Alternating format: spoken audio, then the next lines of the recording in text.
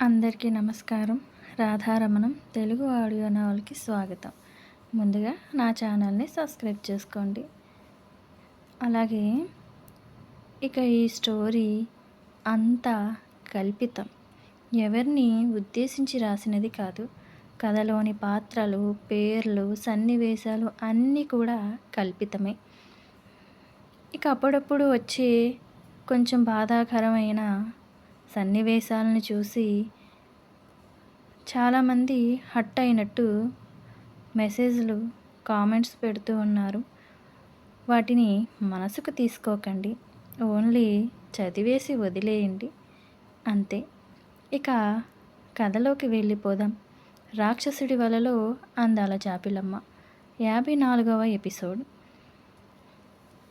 ఇక్కడ కేశవ శ్యామని వదులుతూ తన వైపే చూస్తూ ఉండేసరికి శ్యామ కేశవ చేసిన పనికి కోపం వచ్చేస్తూ ఉంటే లాగిపెట్టి కొడుతుంది కేశవ చెంప మీద. శ్యామ కొట్టిన దానికి కేశవ బుగ్గలు చిన్నపిల్లల స్పర్శలా తగిలేసరికి తన చెంప మీద శ్యామ అంత కోపంగా కొట్టేసరికి కేశవ కోపంతో కేశవ తన చెంప మీద చెయ్యి వేసుకుని రుద్దుకుంటూ, ఎంత ధైర్యమే నీకు, నన్నే కొడతావా అని కోపంగా మళ్ళీ శ్యామ పెదవుల్ని అందుకుని తన ఇష్టం వచ్చినట్టు చేస్తూ ఉంటాడు కేశవ. శ్యామ నిస్సహాయ స్థితికి అలానే ఉండిపోతుంది. ఎందుకు ప్రతిసారి ఇతగాడి చేతిలో ఇలా బలైపోతున్నాను? అసలు ఇతగాడు ఎవరు? నా అంగీకారంతో పని లేకుండా తన పెళ్ళాన్ని అన్నట్టు నా మీద హక్కుని చూపిస్తూ ఉన్నారు. అసలు ఏంటి ఈయన ఉద్దేశం అనుకుంటూ తన మనసులో కేశవ అంటేనే ఒక రకమైన అసహ్య భావన కలుగుతూ ఉంటే అలానే మౌనంగా ఉండిపోతుంది శ్యామ.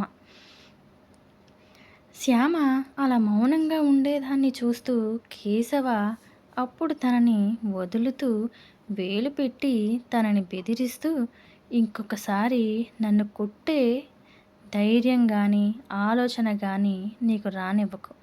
ఎందుకంటే ఒక్కసారి నేను నీ మీద దృష్టి పెట్టి నీ బ్రతుకు మీద కొట్టవలసి వస్తుంది అందుకే అని తన కళ్ళతోటే హెచ్చరించినట్టు శ్యామకి దూరం జరిగి డ్రైవింగ్ సీట్లో కూర్చుని జీపును పోనిస్తాడు కేశవ. శ్యామ కేశవ చెప్పిన మాటలకు భయపడిపోతూ కేశవని చూడలేక తన పెదవులకి అంటిన తడిని తన చున్నీతో తన ముఖమంతా ఎర్రగా కందిపోయేలా తుడుచుకుంటూ కేశవని చూస్తూ, ఎందుకు సార్? మరి నాకు ఇలా ఇష్టం లేకపోయినా నా మీద పడతారు? మీకు సిగ్గుగా అనిపించడం లేదా? ఒక ఆడపిల్ల అంగీకారం లేకుండా ఇలా మీ ఇష్టం వచ్చినట్టు ఎలా ముద్దు పెడతారు అని ఏడుస్తూ కేశవని కోపంగా అడుగుతూ ఉంటుంది శ్యామ.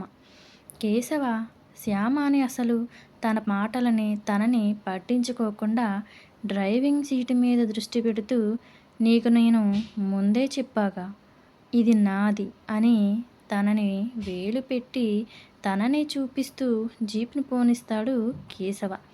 శ్యామ కేశవ ప్రవర్తనకి విసిగెత్తిపోయి జీవితం మీద విరక్తి పుడుతూ ఉంటే, ఎందుకు నా జీవితం అందరి చేతిలో ఒక కీలు బొమ్మలా ఇన్ని మాటలు పడడానికేనా నేనిక్కడికి వచ్చింది అనుకుంటూ ఏడుస్తూ ముందుకు చూసేసరికి ఎదురుగా ఉన్న ఆది కారులో సుకన్య, జమున తన వైపే కోపంగా చూస్తూ ఉండడాన్ని చూస్తూ షాక్ అయిపోయి తన గుండె జారి కడుపులోకి వచ్చినట్టుగా కళ్ళు పెద్దవి చేసుకుని వాళ్ళ వైపే భయంగా చూస్తూ ఉంటుంది శ్యామ.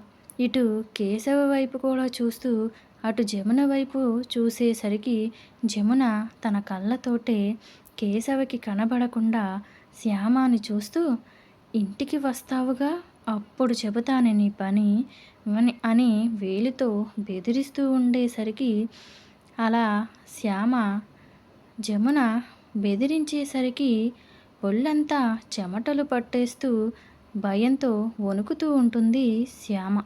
కేశవ సడన్గా శ్యామలో వచ్చిన మార్పుకి తనని చూసి అంత భయపడుతున్నావు దేమో అని అనుకుంటూ తన దగ్గరగా చెరిగి తన చేతిని పట్టుకుంటూ, ఎందుకే ఇలా భయపడుతున్నావు అని అడుగుతాడు కేశవ. శ్యామ కేశవ అడిగిన దానికి తన కళ్ళతోటి జమునని చూపిస్తూ, మా పెద్దమ్మ మీరు మీరు నన్ను ముద్దు పెట్టుకోవడం చూసింది అని తన చున్నీతో ఇంకా తన పెదవులకు అంటిన ఎంగిలిని తుడుచుకుంటూ ఉబ్బిపోయేలా గట్టిగా తుడుచుకుంటూ చెబుతూ ఉంటుంది భయంగా శ్యామ. కేశవ శ్యామ చేసే పనిని చూస్తూ తన మీసం వెనకే చిన్నగా నవ్వుకుంటూ శ్యామ చేతిలో చున్నీని లాక్కుంటూ, నువ్వు నీ పెదాలను మరీ అంత గట్టిగా తుడుచుకుంటూ ఉంటే మీ పెద్దమ్మకే కాదు మీ పెదనాన్నకి కూడా నువ్వే తెలుసుకునేలా చేసుకునేలా ఉన్నావు.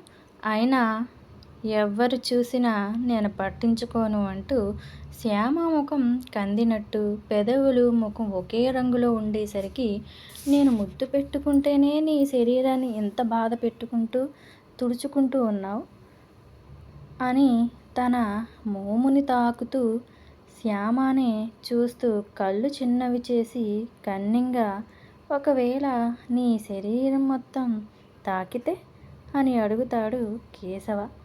శ్యామ కేశవ అడుగుతున్న దానికి కళ్ళు పెద్దవి చేసి, మీకు అంత అవకాశం ఇవ్వను.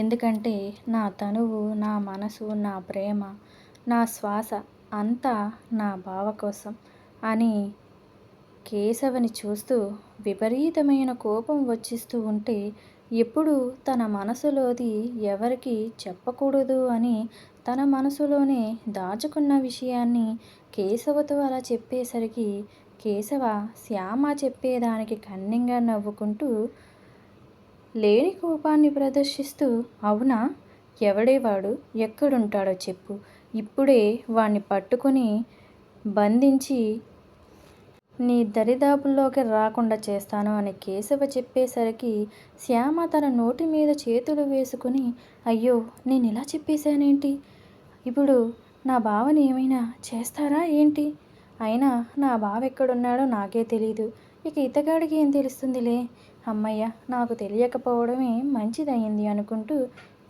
అంతా ఇతగాడి వల్లే నా మనసులోది ఇలా చెప్పేశాను అని తనలో తానే తిట్టుకుంటూ ఉంటుంది శ్యామ.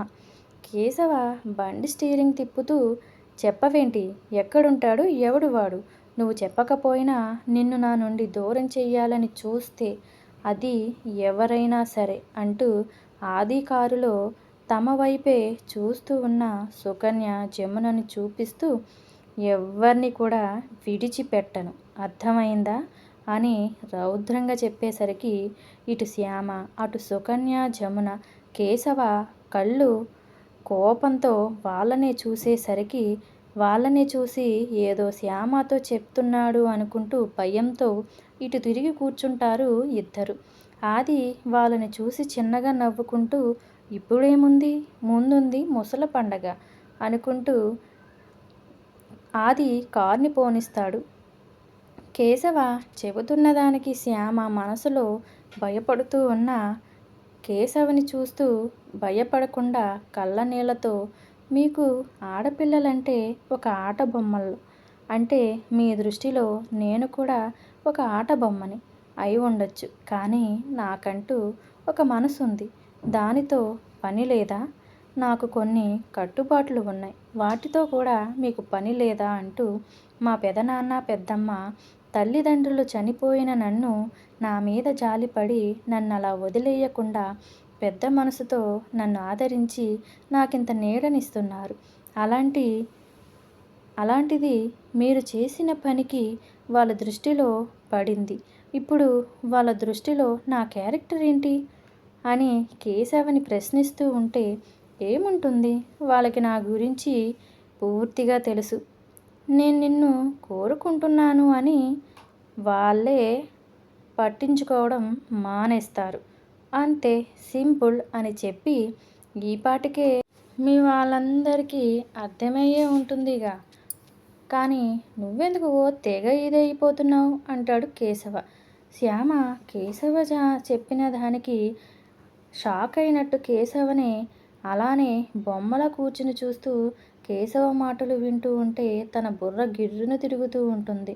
తన బావ గురించి తన మనసులో మాట తనతో చెప్పినా కేశవలో ఏ మార్పు రాకపోయేసరికి తన మాట్లాడే ప్రయోజనం లేదనుకుంటూ ఏదో ఆలోచించుకుంటూ నిశ్శబ్దంగా ఉండిపోతుంది శ్యామ. తన మనసులో ఇంటికి వెళ్ళిన తరువాత పెద్దమ్మ చేత ఎన్ని మాటలు పడాలో, నన్ను ఇలా చూసిన తరువాత అసలు ఆ ఇంట్లో ఉండనిస్తుందా అని కేశవ అన్న మాటల్ని వదిలేసి తన పెద్దమ్మ ఏమంటుందో అని గుండెల్లో దడ పెరుగుతూ ఉంటే అలానే ఆలోచిస్తూ ఏదో ఒకటి చేసి పెద్దమ్మ కాళ్ళ మీద పడైనా సరే బ్రతిమాలుకొని నేను ఆ ఇంటిలో ఉండేలాగానే చూసుకోవాలి అని వాళ్ళ పెద్దమ్మ ఏమన్నా సరే పట్టించుకోకుండా ఉండడానికి ఆలోచించుకుని సిద్ధపడుతూ చుట్టూ ఊబిలోకి కూరుకుపోయే భావన తనకి కలుగుతూ ఉంటే తన పరిస్థితికి దుఃఖం పొంగుకొస్తూ ఉండేసరికి అలానే తన కన్నీళ్ళకి స్వేచ్ఛనిచ్చేస్తూ జీప్కు వెనుక జారబడి కళ్ళు మూసుకుని అలానే ఉంటుంది శ్యామ.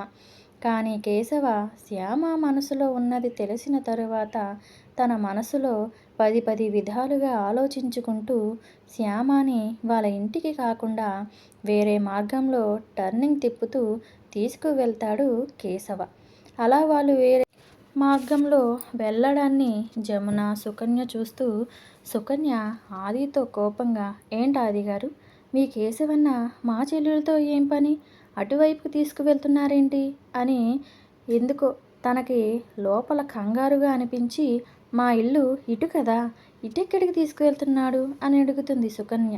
దానికి ఆది, మా కేశవన్నకి తన గెస్ట్ హౌస్ దగ్గర ఏదో పని ఉండి ఉంటుంది, ఆ పని చూసుకుని మీ శ్యామాని మీ ఇంటి దగ్గర దిగబెడతాడులే, కంగారు పడకు అని చాలా శాంతంగా చెబుతూ ఉంటే జమున ఆది మాటలకి కోపంగా, అలా ఎలా కుదురుతుంది ఆది, ఒంటరి ఆడపిల్లని మీ కేశవన్న తన ఇష్టం వచ్చినట్టు తన వెంట తిప్పుకుంటూ తీసుకుని వెళ్తూ ఉంటే మేము అదంతా చూస్తూ ఊరుకుంటూ ఉండాలా అని అంటుంది కోపంగా జమున. ఆది వాళ్ళ వైపు సీరియస్గా చూస్తూ, ఓ అయితే మిమ్మల్ని తీసుకుని వెళ్ళడం లేదని ఓ తెగ ఇదైపోతున్నట్టున్నారే, మీ ముచ్చటని నేనెందుకు కాదంటాను, మిమ్మల్ని కూడా అక్కడికే తీసుకువెళ్తాను, పదండి, అప్పుడే మీరు నేరుగా మా కేశవన్న దగ్గరికి వెళ్ళి ఇప్పుడు నన్ను అడిగారే అదే మాట మీరు కూడా అక్కడ అడగండి అని ఆది కూడా ఆ కార్ని రివర్స్ చేసి కేశవ వెనకాల పోనిస్తాడు. కేశవ జీప్ అద్దంలో చూస్తూ వెనకాల ఆది కారు రావడం చూస్తూ కన్నింగా నవ్వుకుంటూ కేశవ చెరువు దగ్గరికి అంటే గెస్ట్ హౌస్ దగ్గరికి పోనిస్తాడు జీప్ని. అలా కొంత సమయం అయిన తరువాత వాళ్ళ చెరువులు ఉన్న తన అడ్డాకి వచ్చేస్తాడు కేశవ. శ్యామ కళ్ళు మూసుకుని అలానే ఉండేసరికి కేశవ శ్యామని చూస్తూ తన జీప్ హారన్ని 2 సార్లు మోగిస్తాడు. వెంటనే శ్యామ ఆ శబ్దానికి ఉలిక్కిపడి లేస్తూ బయటకు చూస్తూ అక్కడంతా తనకి వింతగా పెద్ద పెద్ద చెరువులు, ఒక 100 ఎకరాల పైనే ఉంటుంది, పెద్ద పెద్ద లారీలు ఆగి ఉంటాయి. అక్కడ అందరూ ఏవో వలలతో పని చేస్తూ ఉంటారు. అక్కడ చూస్తున్న దానికి ఎదురుగా పెద్ద బంగళా కనిపిస్తూ ఉండేసరికి ఆ బంగళాని చూస్తూ ఆ బంగ్లా చుట్టూ పెద్ద పెద్ద కండలు తిరిగిన నల్లని దుస్తులు ధరించిన మనుషులని కాపలా కాస్తూ ఉంటారు అక్కడంతా. శ్యామ అక్కడ ఆ కాపలాదారుల్ని ఆ మనుషులను చూస్తూ ఉంటే తన ఒంట్లో వణుకు పుడుతూ ఉంటుంది. కేశవ వైపు ఆ మనుషుల వైపు చూసేసరికి కేశవ శ్యామ వైపు చూస్తూ, నువ్వు లెక్కలు బాగా వేస్తావంట కదా, ఇక్కడ చాలా లెక్కలు వేయవలసి ఉంది, అందుకే తీసుకొచ్చాను పద అని కేశవ జీప్ దిగి ఇటువైపుకు వచ్చి డోర్ తెరిచి శ్యామని కిందకి గుంజినట్టు లాగుతాడు కేశవ. వెనుక ఆది కారులో కేశవ జీప్కి కొంచెం దూరంలోకి వచ్చి ఆగుతుంది. కేశవ శ్యామని అలా చెయ్యి పట్టి లాక్కుని తీసుకుని వెళ్తూ ఉంటే జమున, సుకన్య కారు దిగుతూ అలానే చూస్తూ, అమ్మ శ్యామని కేశవ తీసుకెళ్ళిపోతున్నాడు, ఇప్పుడు ఏం చేస్తాడో ఏంటో అని అక్కడ కాపలా కాస్తున్న ఆ మనుషుల్ని చూస్తుంటే వాళ్ళ చేతిలో ఉన్న తుపాకీలకు వాళ్ళ కాళ్ళల్లో వణుకు వస్తూ వాళ్ళ వెనక వెళ్ళలేక అక్కడే నిలబడి చూస్తూ ఉంటారు ఇద్దరు. కేశవ శ్యామని అలా చెయ్యి పట్టుకుని తన గెస్ట్ హౌస్‌లోకి తీసుకుని వెళ్తూ ఉంటాడు కేశవ. అక్కడ పనిచేసే వాళ్ళు కేశవ పక్కన ఉన్న శ్యామని చూస్తూ అందరూ అలానే షాక్‌లో చూస్తూ కేశవతో ఆ అమ్మాయి రావడం ఆశ్చర్యంగా చూస్తూ ఉంటారు. ఎందుకంటే కేశవకి సంబంధించిన చాలా పనులు అక్కడే ముగిస్తూ ఉంటాడు కేశవ. అందుకే తన ఇంటికన్నా కూడా ఆ బంగ్లాలోనే కేశవ ఎక్కువగా ఉండడాన్ని ఇష్టపడతాడు. కన్నా మనుషులు ఊరిలోకి చొరబడి ఎవరైనా కొంచెం అనుమానంగా ఆ ఊర్లో తిరుగుతున్నట్టు కనిపించినా వాళ్ళందరినీ ఆ అడ్డాకే తీసుకుని వచ్చి వాళ్ళ పుట్టు పూర్వత్వాలన్నీ తెలుసుకుని వాళ్ళ ద్వారా ప్రమాదకరమని ఆ ఊరికి అనిపిస్తే వెంటనే వాళ్ళని అక్కడే మాయం చేసేస్తాడు కేశవ. అందుకే ఆ బంగ్లాలోనే ఎక్కువ ఉంటూ ఉంటాడు కేశవ. ఆ ఊరిలో ఎవరైనా ఏదైనా తప్పుడు పనులు చేసినా అక్కడికే తీసుకువచ్చి వాళ్ళకి తగిన బుద్ధి చెబుతూ వాళ్ళకి తగిన పనిష్మెంట్ ఇచ్చి పంపిస్తాడు కేశవ. ఆ విషయం ఆ ఊరి ప్రజలకు తెలుసు. అందుకే కేశవ్ అంటే అంత భయపడుతూ అటువైపుకి ఎవ్వరూ రారు. అలాంటిది అక్కడ కాపలా కాసేవాళ్ళు, పనిచేసేవాళ్ళు శ్యామని కేశవ అలా చెయ్యి పట్టి తీసుకుని వస్తుంటే, ఏంటి మా కేశవన్న ఒక ఆడపిల్ల చెయ్యి పట్టుకుని మరీ ఇక్కడికి తీసుకునొస్తున్నాడా? అంటే ఆ అమ్మాయి ఏమైనా తప్పు చేసిందా? అని వాళ్ళల్లో వాళ్ళే ఎవరికి వాళ్ళు అనుకుంటూ ఆశ్చర్యంగా చూస్తూ ఉంటారు. ఇక్కడ కేశవ రావడానికి 20 నిమిషాల కంటే ముందే పరుగున వచ్చి అక్కడే కేశవ కోసం నిలబడి ఎదురు చూస్తూ ఉంటారు పరశురాం, చంద్రకాంత్. వాళ్ళు కూడా శ్యామను తీసుకురావడంతో వాళ్ళు అలానే చూస్తూ ఉంటారు. కేశవ శ్యామని లోపలికి తీసుకుని వచ్చి విసురుగా నిలబెట్టి అక్కడ సోఫాలో కాలు మీద కాలు వేసుకొని కూర్చొని తన షర్టుకు ఉన్న స్పెట్స్ తీసుకుని తన కళ్ళకు పెట్టుకొని ఎదురుగా టీపాయ్ మీద తన 2 కాళ్ళు పెట్టి ఊపుతూ పక్కనున్న కాపలాదారుడు వెంటనే ఒక సిగరెట్టుని తీసి వెలిగించి కేశవ నోట్లో పెడతాడు. శ్యామ కేశవ మరొక రూపాన్ని చూస్తూ ఉంటే కేశవ అసలు రూపం కనిపించేసరికి భయంతో అలానే చూస్తూ ఉంటుంది శ్యామ. కేశవ పరశురాం, చంద్రకాంత్ వైపు అలానే సిగరెట్ కాలుస్తూ తీక్షణంగా చూస్తూ ఉంటాడు. కేశవ వాళ్ళ వైపు అలా చూస్తూ ఉంటే వాళ్ళకి భయం పుడుతూ ఉన్నా కొంచెం ధైర్యం చేసుకుని, కేశవ మమ్మల్ని ఎందుకు రమ్మన్నావో తెలుసుకోవచ్చా అని ఇద్దరూ ఒకేసారి అడుగుతారు. బాబాయ్ చాలా తొందరగా ఉన్నట్టుందే, ఎందుకు అంత తొందర అని కేశవ అంటూ ఉండగానే బయట జమున, సుకన్య గుడ్లప్పగించి మరీ అక్కడున్న బంగ్లాని, కేశవ ఆ చెరువులని, పని వాళ్ళని మొదటిసారిగా చూస్తూ ఉండేసరికి వాళ్ళ గుండెల్లో భయం పుడుతూ ఉంటుంది. ఆది కారు దిగి మీరు ఇక్కడే ఉండండి, అక్కడ జరిగేది చూస్తూ ఉండండి అని చెప్పి కావాలని వాళ్ళని అక్కడ వదిలేసి కేశవ దగ్గరికి వచ్చేస్తాడు ఆది.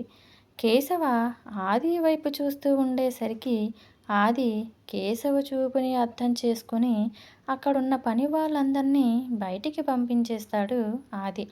పరశురాం, చంద్రకాంత్కి ఎందుకో అనుమానం వచ్చి ఆ పని వాళ్ళందరినీ పంపించేస్తుంటే ఏమీ అర్థం అవ్వగా అలానే కేశవని చూస్తూ, కేశవ ఇవాళ చేపల పట్టుబడి ఉంది కదా, మరి పని వాళ్ళందరినీ అలా పంపించేస్తున్నావు, బోల్డు పని ఉంది మేము వెళ్తాం అని ఆ లారీలోకి లోడులు ఎత్తాలి కదా కేశవ, ఎవరెత్తుతారు అని అనుమానంగా కేశవని చూస్తూ అడుగుతారు చంద్రకాంత్.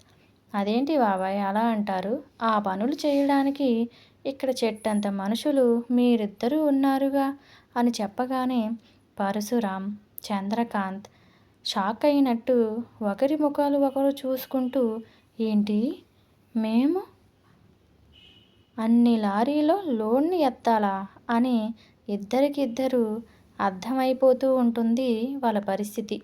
కేశవ అంత పెద్ద శిక్షనా అనుకుంటూ అడుగుతారు. అవును మావయ్య, బాగా పనిమంతులు కదా, సరదాగా ఆ పని మీరే చేసేయండి. ఎంత కొంచెం కష్టపడితే ఒక్క రోజులో అయిపోతుంది. వెళ్ళండి, కానివ్వండి అని ఆ సిగరెట్‌ని కాలుస్తూ అలానే వాళ్ళిద్దరి వైపు చూస్తూ చెబుతాడు కేశవ. ఆ మాటలు వింటున్న శ్యామ, ఏంటి వీళ్ళిద్దరి చేత ఆ పని చేయిస్తారా? అమ్మో! 20 మంది చేసే పనిని వీళ్ళిద్దరి చేత చేయిస్తే ఇంకేమైనా ఉంటుందా? అనుకుంటూ అక్కడ జరిగేది చూస్తూ ఉంటుంది అంతే శ్యామ. పరశురాం, చంద్రకాంత్ కేశవ అలా అంటూ ఉండేసరికి కేశవ కాళ్ళ బేరానికి వస్తూ తన దగ్గరగా వెళ్ళి, కేశవ, ఆ పనులు మేమిద్దరం చేస్తే చచ్చి ఊరుకుంటాం కేశవ. వేరే ఏ శిక్ష అయినా వెయ్యి కేశవ అని బ్రతిమలాడుతూ ఉంటారు ఇద్దరు. అయినా కేశవులో ఇంత కనికరం కూడా లేకుండా శ్యామాని చూస్తూ, మీరు చేయగలరు బాబాయ్. బాబాయ్, వేరే ఆప్షన్ లేదు. చాలా లేట్ అయిపోతుంది. లేట్ అయ్యే కొలది శిక్ష ఇంకా పెరుగుతూ ఉంటుంది. అందుకే వెళ్ళి మీ పనిని మొదలు పెట్టండి అని కోపంగా కేశవ వాళ్ళ వైపు చూసి చెప్పేసరికి కేశవ ఒక్కసారి చెప్పితే నిర్ణయం మార్చుకోడనుకుంటూ, బావా, ఎప్పుడూ వేసేలా ఏదో చిన్న చిన్నవి వేసి శిక్ష వదిలేస్తాడేమో అని అనుకున్నాను. కానీ మరీ ఇంత పెద్ద శిక్ష వేశాడు అని ఉసూరుమనుకుంటూ ఇద్దరూ కాళ్ళు ఈడ్చుకుంటూ ఆ చేపలు పట్టే చోటుకి వెళ్తారు ఇద్దరు. అక్కడ పని వాళ్ళందరూ లైన్‌గా కుర్చీలో కూర్చొని వస్తున్న వాళ్ళిద్దరిని చిన్నగా నవ్వుకుంటూ చూస్తూ ఉంటారు. వాళ్ళకి అర్థమవుతుంది. వాళ్ళిద్దరిని ఆ పని వాళ్ళు అలా చూసి నవ్వుతూ ఉంటే వాళ్ళ తల తీసేసినట్టు అవమానకరంగా అవుతుంది వాళ్ళకి. కానీ ఎవరిని పట్టించుకోకుండా ఆ చెరువు, ఆ లారీల దగ్గరికి వెళ్ళి ఆ చేపల్ని పడుతూ ఉంటే వాటిని చేతిలోకి తీసుకుంటూ ఉంటే అవి పట్టుకోవడం రాక జారిపోతూ ఉంటే ఆ పని వాళ్ళు అంతా ఫక్కున నవ్వుతూ, అయ్యో చంద్రకాంత్ గారు, మీకు చేపలు పట్టుకోవడమే రావడం లేదు, అన్ని లారీలలోని మీరు ఇద్దరు ఎలా ఎత్తగలరు? మీకు ఏ పనులు చేత కాదుగా. పాపం ఏదో కొన్ని లారీలను తప్పించి వాటితో వచ్చే ఆదాయంతో దొంగతనంగా బ్రతికేవారు అంటూ పుండి మీద కారం జల్లుతున్నట్టు దొంగల కింద లెక్కగడుతూ ఉంటే వాళ్ళ దగ్గరగా వచ్చి మాట్లాడుతూ ఉండేసరికి వాళ్ళిద్దరూ ఆ వ్యక్తిని చూస్తూ కోపంగా ఆ చేపలను ట్రేలోకి ఎత్తి ఆ లారీలోకి లోడ్ చేస్తూ ఉంటారు ఇద్దరు. అక్కడ ఒక 10 లారీలు ఆగి ఉంటాయి. ఇక్కడ కేశవ శ్యామాని చెయ్యి పట్టి తన ముందుకి గుంజి, ఇంకా ఇక్కడే నిలబడ్డావు, వాళ్ళ దగ్గరికి వెళ్ళి వాళ్ళు చేస్తున్న పనిని చూస్తూ ఎన్ని లారీలు ఎన్ని టన్నులు ఎక్కిస్తున్నారో అన్ని లెక్కేసి నాకు ఒక పేపర్ మీద రాసి చూపించు అని కేశవ శ్యామకి ఒక పనిని ఆర్డర్ వేసి చెబుతూ ఉంటే శ్యామ కళ్ళు పెద్దవి చేసి చూస్తూ, నేనా అని ఆశ్చర్యంగా, అక్కడ అంతమంది ఉన్నారు, నేనెలా చేయగలను అని అడుగుతుంది శ్యామ. ఆ, నువ్వే అని తన బుగ్గ మీద చిన్న చిటిక వేసి, వెళ్ళు, ఆలస్యం అవుతుంది అని చెబుతూ ఉండగానే నారాయణ గారు లోపలికి వస్తూ, ఏంటి కేశవ బాబు, మా అమ్మాయి శ్యామాని ఇక్కడికి తీసుకుని వచ్చారేంటి? ఇక్కడకు తప్పు చేసే వాళ్ళని కదా తీసుకొచ్చి ఇక్కడ శిక్ష వేస్తారు అని ఊరు వాళ్ళందరి నమ్మకం. కానీ శ్యామ ఏ తప్పు చెయ్యలేదు కేశవ బాబు. మీరు తనకి అప్పగించి పని చూసుకోవడానికి నేనిక్కడున్నాను. తనని ఇక్కడ తీసుకుని వస్తే ఊరు వాళ్ళందరూ తనని ఏదో తప్పు చేసినట్టు తప్పు పడతారు అంటూ తనని ఇంటికి పంపించేయండి కేశవ బాబు అని నారాయణ గారు పడుతూ అడుగుతూ ఉంటే శ్యామ పెదనాన్న అంటూ వెళ్ళబోతుంటే తనని చెయ్యి పట్టి ఆపుతూ, నారాయణ, ఈరోజు నీకు విశ్రాంతినిచ్చేశాను. వెళ్ళి నీకేమైనా పని ఉంటే చూసుకో. నీ పని మొత్తం మీ అమ్మాయి శ్యామ చూసుకుంటుంది. వెళ్ళి పని చూసుకోండి అని శ్యామ పక్కగా నేనుంటాను. అని నిలబడి వెళ్ళండి అని కొంచెం కోపంగా అంత మర్యాదగా చెప్పేసరికి నారాయణ కేశవకి ఎంత చెప్పినా వినడని ఆయనకి అర్థమైపోతూ ఉంటే శ్యామని చూస్తూ బయటికి వెళ్ళిపోతారు నారాయణ. ఇక్కడ శ్యామ నారాయణ అలా బయటికి వెళ్ళిపోతూ ఉంటే ఆ పెదనాన్న అనుకుంటూ కేశవ వైపు చూస్తూ తన పెదనాన్న ఏమీ మాట్లాడకుండా అలా మౌనంగా వెళ్ళిపోయేసరికి ఏమీ చెయ్యలేక తన పెదనాన్న చేసే పనిని తనకి అప్పగించేసరికి ఇక తప్పదనుకుంటూ అక్కడ పరిసరాలను చూస్తూ పరశురాం చంద్రకాంత్ దగ్గరికి వెళ్తూ వాళ్ళు చేస్తున్న పనిని చూస్తూ ఉండగా ఒక వ్యక్తి చిన్న సోఫా లాంటి కూర్చుని శ్యామ దగ్గరకు తెచ్చి, అమ్మా శ్యామ, కూర్చుని ఆ లెక్కలు చూసుకోమని మా అన్న చెప్పారు అని ఆ వ్యక్తి చెప్పేసరికి శ్యామ ఉలిక్కిపడినట్టు వెనక్కి తిరిగి చూస్తుంది. కేశవ అక్కడే సోఫాలో కూర్చుని తననే చూస్తూ ఉండేసరికి సడన్గా అందులో కూర్చుండిపోయి శ్యామ కేశవ చూసే చూపు భయం కలుగుతూ ఉంటే తన శ్రద్ధగా ఆ పేపర్ మీద లెక్కలు వేస్తూ ఉంటుంది. అలా చేస్తారో లేదో నాకు తెలియదు కానీ నాకున్న జ్ఞానంతో ఇలా రాస్తున్నాను. అలా సాయంత్రం వరకు పరశురాం చంద్రకాంత్ చేత ఆ మొత్తం 10 లారీల లోడు పనిని చేయిస్తాడు కేశవ. వాళ్ళు చేసే పనులు చూస్తూ నవ్వుకుంటూ ఉంటారు అక్కడ పని చేసేవాళ్ళు. వాళ్ళ ఆ చేపల్ని ఎత్తడానికి నానా తంటాలు పడుతూ ఉంటారు. ఆ పని వాళ్ళందరూ నవ్వుతూ ఉంటారు. వాళ్ళు అవేమీ పట్టించుకోకుండా వాళ్ళిద్దరికీ నడుం విరిగే అంత నొప్పి వస్తూ ఉంటుంది. విశ్రాంతి తీసుకోవాలని కూడా అనిపిస్తుంది. కానీ చెప్పిన సమయంలో ఆ పని కనుక పూర్తి చేయకపోతే వాళ్ళ పరిస్థితి ఏంటో వాళ్ళకు తెలుసు. ఆ చెరువులో ఆకలికి ఎగురుతూ ఉన్న చేపలకి ముక్కలుగా కోసి మేతగా వేసేయగలడు కేశవ అన్న భయంతో కొనసాగుతూ ఉంటుంది. వచ్చే ఎపిసోడ్లో ఏం జరిగిందో తెలుసుకుందాం. నా స్టోరీ నచ్చినట్టయితే లైక్ చేయండి. అలానే ఎవరైనా సబ్స్క్రైబ్ చేసుకోకపోతే నా ఛానల్ని సబ్స్క్రైబ్ చేసుకోండి. ప్రతి ఎపిసోడ్ చాలా ఆసక్తికరంగా ఉంటుంది. ఎవరికైనా బోరుగా అనిపిస్తే స్కిప్ చేసేయండి. నమస్తే.